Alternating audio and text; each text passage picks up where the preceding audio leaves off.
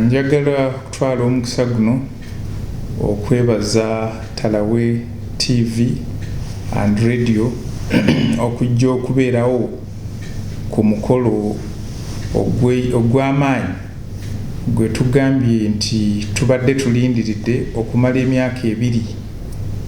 Omwaka oguwedde omwezi gwa January, President wa Uganda His Excellency General Yoweri Museveni yatuukiriza okusuubiza kwe okusupportinga business z'Abannayuganda entonotono mu luzungu ze tuyita small and medium sized enterprises okukola emirimu okugaziyaamu business zaabwe, n'asuubiza nti ajja kubawaayo $10,000 okulaba nti ziyamba saako yaabwe okutandika okukolesa mu business zaabwe. Era President n'asuubiza nti baba bazikozeseza bulungi then buli mwaka abajja kuzidabolinga. Kati twafuna ku $10,000 mu January omwaka ogwedde $670.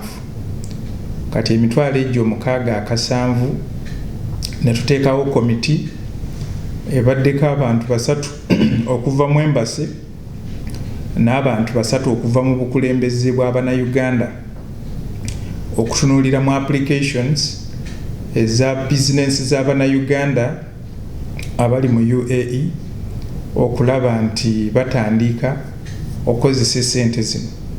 So ne tusalawo nti since it's a pilot program tutandike nga buli business bagiwaayo mu Uganda sente za Uganda miliyoni 220. So kati leero tutandise ne businesses 8 nga omuli abakola kityo electricals, abali mu by'amasanyalazi, mwemuli abali mu mwanyi, mwemuli abali mu mmere, mwemuli abatuwaza ntwavu nga Kilimanjaro n'abalala. Kati bo olwaleero bazze wano tubawe sente ezo, era nga sente ezo bagenze bazikozese okutali interest, okutali magoba, ozikomyawo n'abalala bazifune. Era tukirizaganyiza nabo nti bana bazikozeseza bulungi mu myezi 6 egiggwako mu gw'omwenda. Njagenda nabe Uganda nga tugenda mu Uganda UAE Business Forum bawe President nanyini kuba wa sente zino report nti sebo esente ze watuwa weziti bwe zatuyambye mu business zaffe.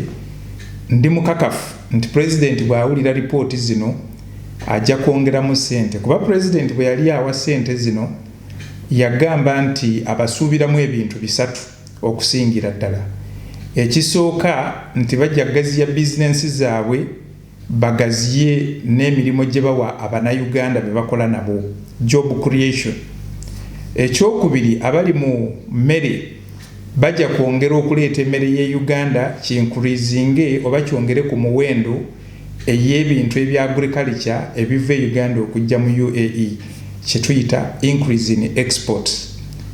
Then ekyokusatu, bwe kiba nti kigaziyiza ennyingiza yaabwe ne sente ze bayongezeeka ze baweerezeeka zijja kweyongera kye tuyita remittances. Kale nze ndi musanyufu nnyo nga ambassador nti bwe najja wano nasanga nga President yasuubiza okuyamba Abannayuganda bawaayo $5,000 ku mirimu gye bakola okuyamba Abannayuganda bannaabwe.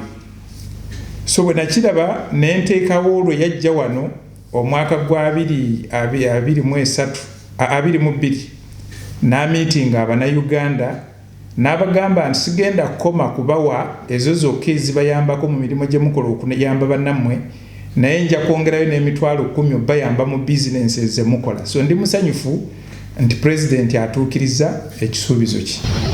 Tawula Radio ne TV ne programu zaffe ensengeka obulungi omuli ebyemizannyo, ebyenjigiriza, ebyobusuubuzi n'enkulaakulana byonna wano ku Tawula Radio ne TV amazima we gafa.